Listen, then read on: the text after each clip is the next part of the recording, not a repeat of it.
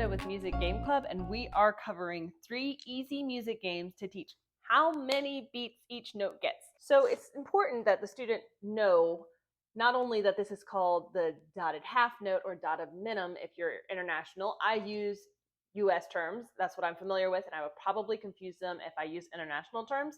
So just, you can play these international terms, just replace the terms by yourself because I will mess it up if I try to do it for you.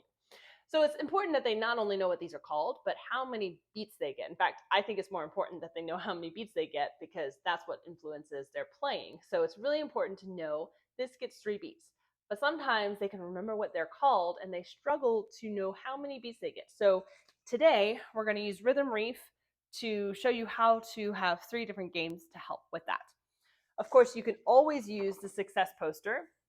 You can use the note guide to kind of give them some direction, but I would say as you go, get it to where they can only look at this at the beginning. Their goal is to know it without this.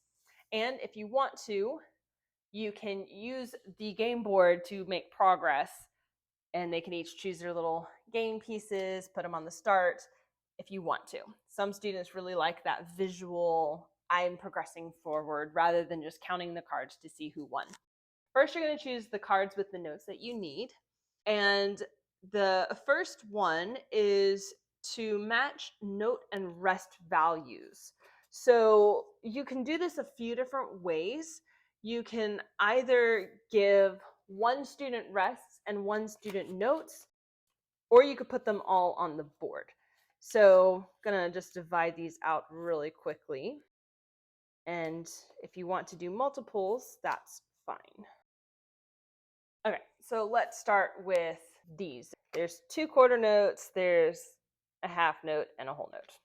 So either you can flip them up like this and see how quickly the student can match. Oh wait, the quarter note and quarter rest go together, the half note and half rest go together, the whole note and whole rest go together. Or you can have it like teacher lays down 1, and if the student has all the rest, they have to figure out which rest they have to lay down to match it. So that's one way you could do it. Another way, I wasn't planning whenever I videoed this, but if you wanted to play war with notes versus rests, that would be another really good way to do it. So then boom, boom. All right, which one gets more? The half rest gets more than the quarter note. You can also do it that way. So basically, just be creative with how you match rests and notes. There's a bunch of fun ways you could do it. Another way you can do this is to pull up these, because technically 4 of these equal this.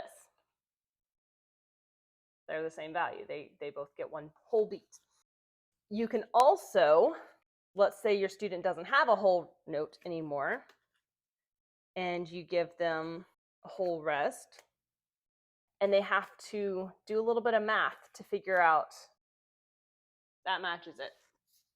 1, 2, 3, 4 matches the whole rest. So you can make this a little bit more complicated if you'd like. All right, moving on to our second gameplay ideas, Go Fish. So for this one, for Go Fish, the students are going to ask the value of it. So let's say the student has these cards, and it's really important to match the rests versus the notes. So what I would do is I would ask for, it gets 4 beats, but it gets 4 beats of silence because it's not 4 beats.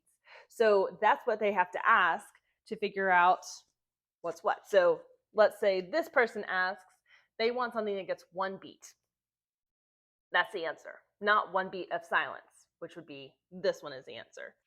And if you want to complicate it, you could say it gets 2 half beats. So if you need to complicate it a little bit, you can, or you could just keep it simple for students who need to learn, hey, it's 1 beat of silence, 1 beat, so on and so forth. Finally, the teacher is going to lay out 4 cards, and this one works really well with the game board. Teacher lays out 4 cards, and they ask, what gets 1 beat? Now the student can't slap yet, because if they slap, they might get it wrong, of silence. And they do this. and then you replace it with a note or a rest. What gets 4 beats? This is the answer. This is not the answer, because this gets 4 beats, but it's 4 beats of silence, and so on and so forth. And then if you have a student collects 3 cards, then they can move forward and it starts over. So those are 3 easy music games you can to teach how many beats and get students used to identifying notes with, oh, this gets 2 beats, this gets 1 beat, 2 beats of silence, 4 beats of silence, which is a really important skill to have. We hope you and your students have fun learning rhythms with Rhythm Reefs. Remember, you can take pictures with the success poster and post it on social media. Please tag us at Music Game Club on Instagram, TikTok, YouTube, and Facebook. Y'all have fun.